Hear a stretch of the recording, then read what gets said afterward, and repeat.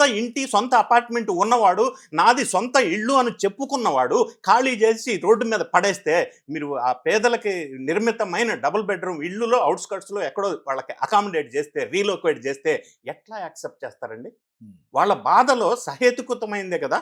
మరి అది ఎందుకు అర్థం చేసుకోరు? నంబర్ 1. నంబర్ 2, ముందు అసలు ప్రధానంగా ఎక్కడ ఫెయిల్ అయిందంటే కన్సెన్సస్.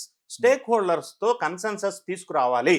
అది ఆ బాధ్యతలు కావచ్చు, ఆ తదితర రాజకీయ పార్టీలు కావచ్చు, ఎందుకు చేస్తున్నారు, ఏం చేస్తున్నారు. రెండోది, ప్రభుత్వానికి ఇటువంటి భూసేకరణ చేయవలసి వచ్చినప్పుడు ఒక విధి విధానాలు ఉండాలి కదా. అది మూసీ దగ్గర కావచ్చు, ఇంకొక దగ్గర కావచ్చు. అట్లా లేకుండా అంటే నాకు అనిపించింది ఈరోజు మూసీ ఖాళీ చేయాలని, ఏదో ఒకటి చేసేయండి అనగానే ఈ అధికారులు వెళ్ళేసి ఒకడు టీడీఆర్ బాండ్ అంటాడు, ఇంకోటి డబుల్ బెడ్రూమ్ అంటాడు, ఇంకోటి లేదు లేదు మనం మాట్లాడదాం అంటాడు. అది ఇప్పటిదాకా ప్రజాభిప్రాయం జరిగినటువంటి దాఖలాలు లేవు. అది అంటే ప్రొసీజరల్ ల్యాప్స్. ఇటువంటి ల్యాండ్ ఎక్విజిషన్స్లో ఫస్ట్ ప్రొసీజర్ ప్రజా అభిప్రాయ సేకరణ జరగాలి, అది రికార్డ్ అవ్వాలి.